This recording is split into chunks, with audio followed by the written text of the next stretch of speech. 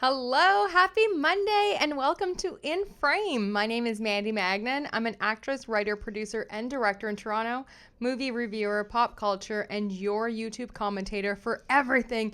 It ends with never. This video is probably going to be a little bit shorter than usual because there's not a lot of movement in the court. I do have one thing coming to you from that's been filed that we haven't gone over. But what I wanted to talk to you more about is this crisis management that's going on, and it seems like it's happening from all fronts. Last week there was some negative news coming out about a few parties, but it seemed like over the weekend they just did everything they needed to do to make sure that Monday's headlines were going to be Gucci for them. You feel me? So we're going to go over one order from the court. I have some exciting news for you, and then we're going to talk a little bit about PR. If you're ready, I'm ready. Grab that emotional support lip gloss. You are in frame with Mandy Magnan.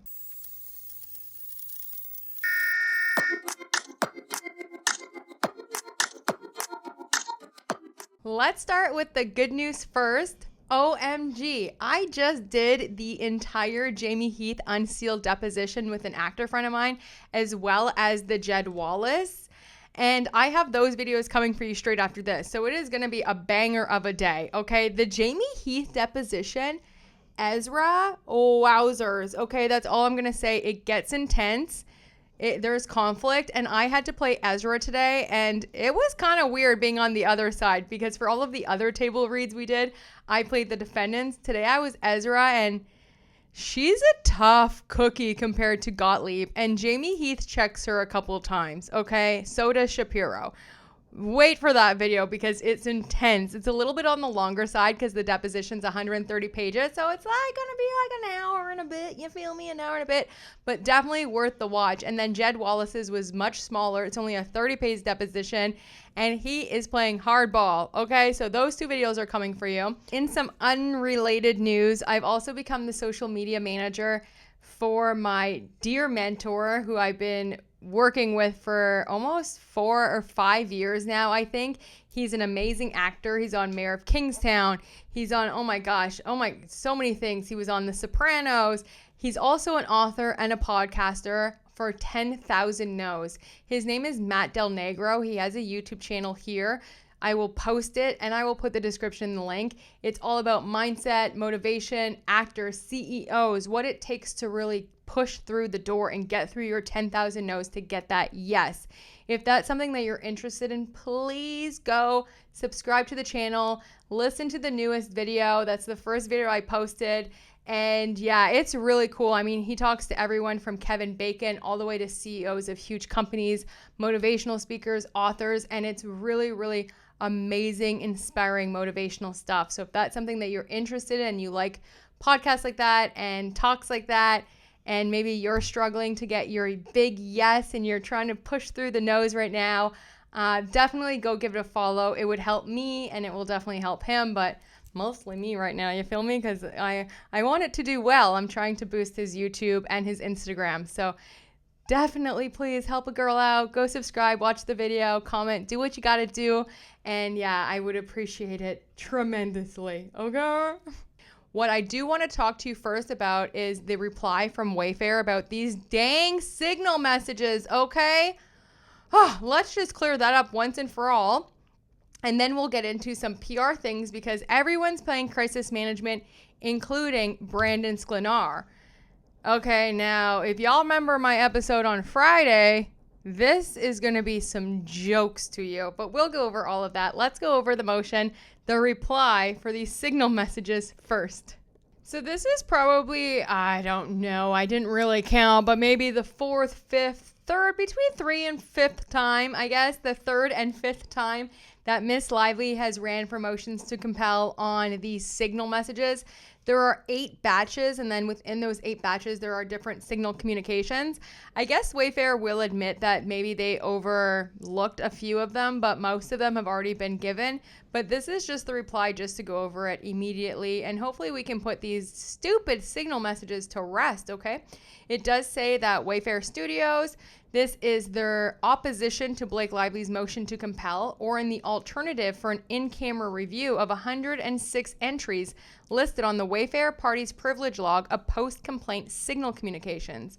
Lively's primary contention is that 106 of the entries on the privilege log are insufficient, and that the remedy for the alleged inadequacies is that the document must be produced or alternatively reviewed in camera. As discussed below, the 106 log entries are sufficient.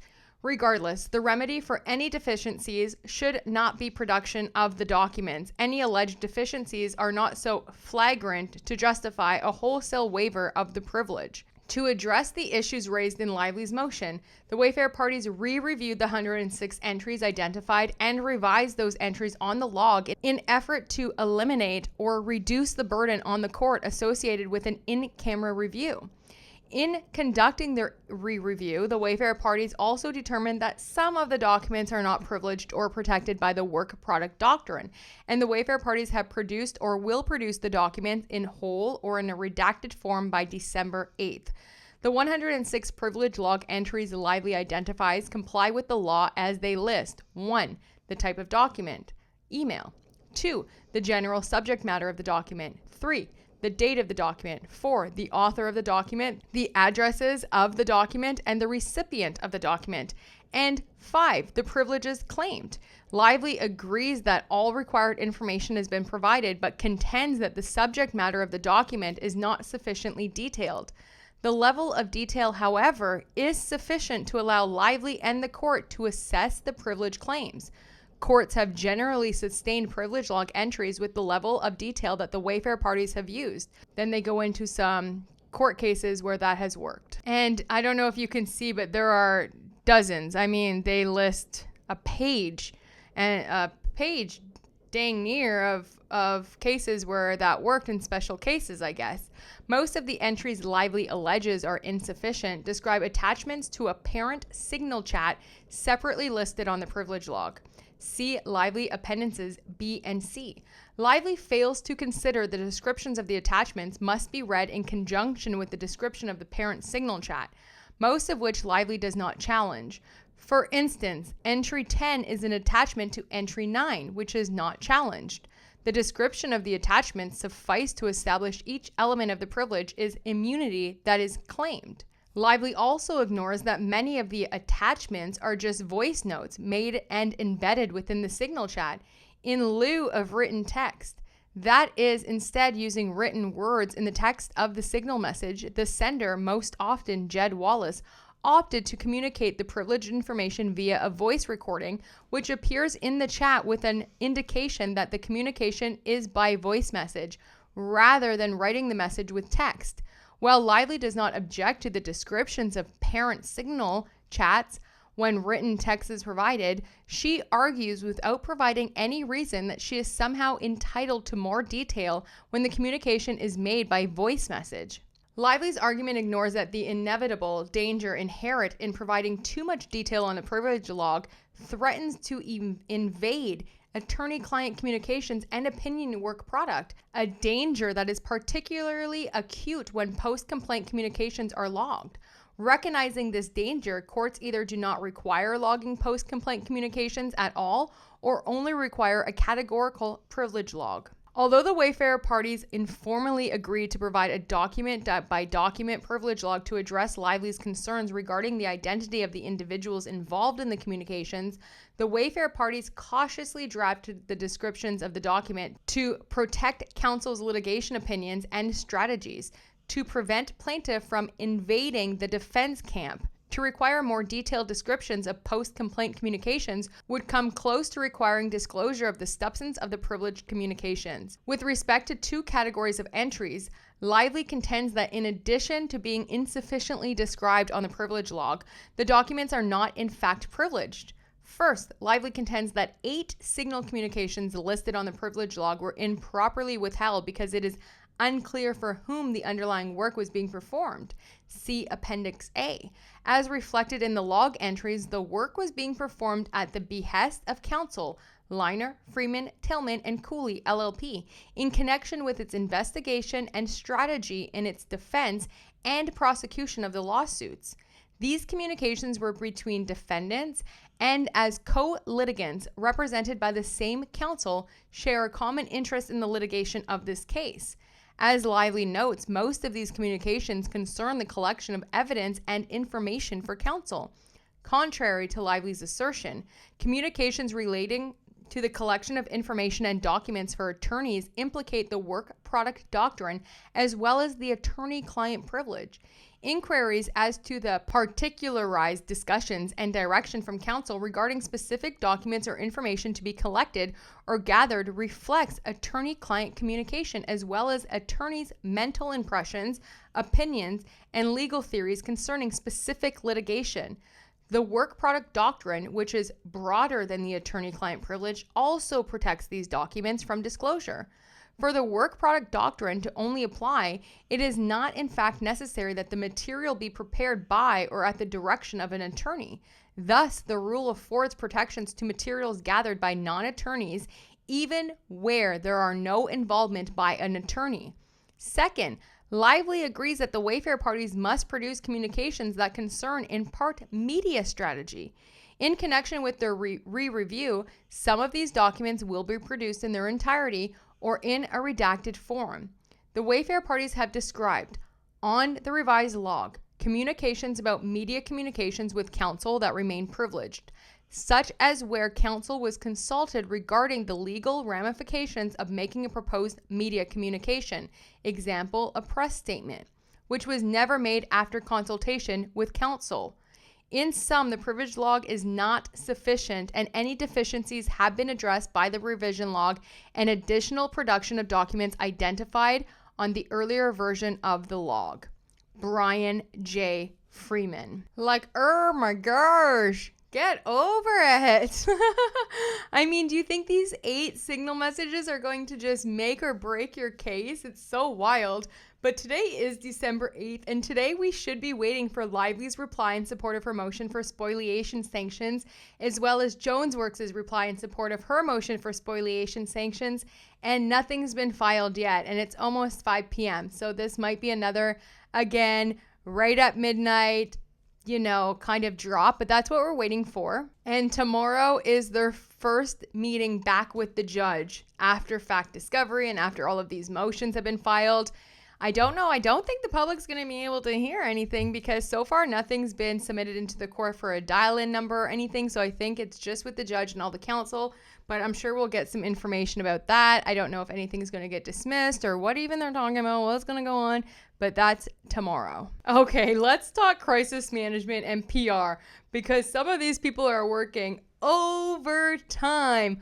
Oh my gosh. So last week obviously was not a good week for Taylor Swift, was not a good week for Blake Lively, and was not a good week for Ryan Reynolds, okay? Period. Full stop. On Friday, I showed you articles that were coming out by Paul Feig, who was mentioning that Blake Lively, yes, Blake Lively, she was actually the one who got Brendan Sklenar the job on The HOUSEMAID. Now, The HOUSEMAID is Paul Feig's new movie coming out. There's also Sydney Sweeney's in it, Amanda Seyfried, and Brendan Sklenar. So when Paul Feig came out and was saying that, I remember on Friday being like, bruh, you're not helping your movie. Like, what? This is horrible PR for you. Not really sure why you can't get Blake's name out of your mouth, but maybe not a good look, right? Not a good look right now. Temperatures are still a little bit hot on that. Well, now Brendan Sklenar has come out and said something totally different. So it does seem like he's trying to distance himself from Blake Lively and from that situation, which is really funny because he was the one that Colleen Hoover called. Hey, baby, did you know what Jamie and Justin just said about Blake's poo? I mean, I'm not sure that's how the conversation went, but she was, hey, and he was like, hey, mommy. I don't know why Colleen Hoover would call Brendan Sklenar and not anyone else. Maybe she wasn't in touch with Blake yet. It's weird, okay? But he went and he was a little snitchy pants. Brendan Sklenar went over and told Blake and Ryan what Jamie and Justin told Colleen about all of her little issues on the movie, Blake's little concerns, if you will. Then when the New York Times article dropped, he was very, he put out a statement. Everyone read the article, all good. Then for a while, whenever he did interviews and they asked him about that, he's like, I just want to focus on the story, man, and the change and the cycle. And I really want to focus on the message of the movie. And then we haven't heard nothing from him about that since. Okay, and I think that was with Gayle King a while back. So now you have him, new movie coming out. You have Sydney Sweeney doing mad PR. I mean, if you remember, her jeans campaign didn't go over so well, right? Jeans campaign didn't go over so well. Whether it was designed for that or not, I'm still kind of on the fence about it. I didn't think too much of it, but I don't know. It just is what it was. But after hearing everyone else's opinions and that, okay, I could see how that, I guess, and then Sydney Sweeney just like a month ago had the opportunity to clear the air when she was doing an interview. I believe, I forget who it was with now. GQ maybe or something. Anyway, she was offered an opportunity to say, is there anything that you would like to clear up about the Jean campaign? And Sydney Sweeney was like, no. And they're like, well, people are kind of saying that the Jeans campaign is has some messaging behind it. Is there anything, do you have any issues? Is there anything that you want to say on that? And she's just like, if there is an issue I want to talk about, then I will. And then people were like, wow, can't even say that you aren't for the, the KKK. You know what I'm saying? That's what people are insinuating over here. She had nothing to say about that. Well, now over the weekend, she's come out and she's made a very statement not denouncing racism, not denouncing anything else going on, but just saying, I don't stand for hate. I'm about unity and love. And she thinks that Jean campaign got a little mixed messaging, right? Now, the other star, Paul Feig, is trying to throw Brandon Sklenar saying Blake got him the role. And if y'all are just going to lie, I mean, at least get your story straight. But they are doing hardcore crisis management for this film because you have Sydney Sweeney, okay, kind of in some hot water right now, not doing so good. Her last few movies kind of flopped. Sadly, I mean, it sucks when you put that much time into a movie and it doesn't do well. Okay, it's awful. Now she had the chance to denounce what people were accusing her of. Kind of super smug in that interview. I'm not going to lie, super smug. But it is what it is. Then over the weekend, she comes out and says, I'm for love. I'm for love. I never want hate. And now you have Brandon Sklenar literally saying opposite of what Paul Feig had to say, the director of the movie. And here he is on NBC News. A lot of secrets. I said that Sydney really that she did that. Yeah, it's like, me? Really? Thrilling. It makes for a good show. All right. Yeah. So word has it that Sydney really pushed for you to be hired for this role. Yeah. Did you guys know? Excuse me, what kind of question is that? Because that must have been a question fed to him, because literally since last Thursday, everywhere it says Blake Lively helped cast the role. So already a leading question to Sydney Sweeney. It's very strange, but listen to his answer. No, we did not. No, I was surprised, honestly, that she did that. Yeah, it's like, me? Really? All right. I was, playing a cowboy 100 years ago, and I've never done a white-collar contemporary man. But yeah, it was honored and thrilled that she saw that I could potentially do that, and producers were on board, and Paul Feig was on board, and yeah, I had lunch with Paul Feig actually, and we just, we hit it off big time, and that guy, he's such have you guys ever met Paul Feig? Yes. Yeah, he's just an exceptional human being. He's so and a remarkable dresser. Anyway, whatever. But you guys get it, right? So I'm very confused how now it's Sydney Sweeney that got him cast. And in his own words, they didn't even know each other. Now, I think what's more of a plausible story and somewhere closer to the truth is Blake Lively was wrapping up It Ends With Us and was on her way to do another Simple Favor with Paul Feig. As Paul Feig says it, they were having lunch. They were talking about, the movie set, and he was talking about this movie coming up, The HOUSEMAID, and she pitched Brandon Sklenar to him, and he met Brandon, had lunch with him, and then he cast him. That sounds a little bit more like a plausible, truthful story than someone who he doesn't even know casting him, right? So very interesting, but I think this is definitely a sign that Brandon Sklenar wants nothing to do with Blake Lively anymore, or with It Ends With Us. But as Emily Baldoni said, you made your bed, now live in it. Now, if you think Brandon Sklenar is the only one doing crisis management, my, oh my. A video last week was surfacing, or in the last few days was surfacing, about Justin Baldoni. He went to this concert. Wyclef Jean was there. He was surrounded by a bunch of friends. And yeah, let's just play that video because it's super cute. Justin Baldoni is really, really, really great friends with this guy, Garrett Gee. Very good friends. I believe he was actually one of the people that Justin Baldoni and Emily Baldoni lent their house to during the LA fires. They are very, very good friends, and he posted this, and it's so sweet. I don't understand. Where are we going? I have no idea. We're going to go down to the very first row. You can text. All right. Who's ready for Wyclef? What is it? Quickly, some housekeeping before we start. Carnivals. This man is an absolute legend of the music game. So humbled that he chose to come here and be with the Erotic Foundation.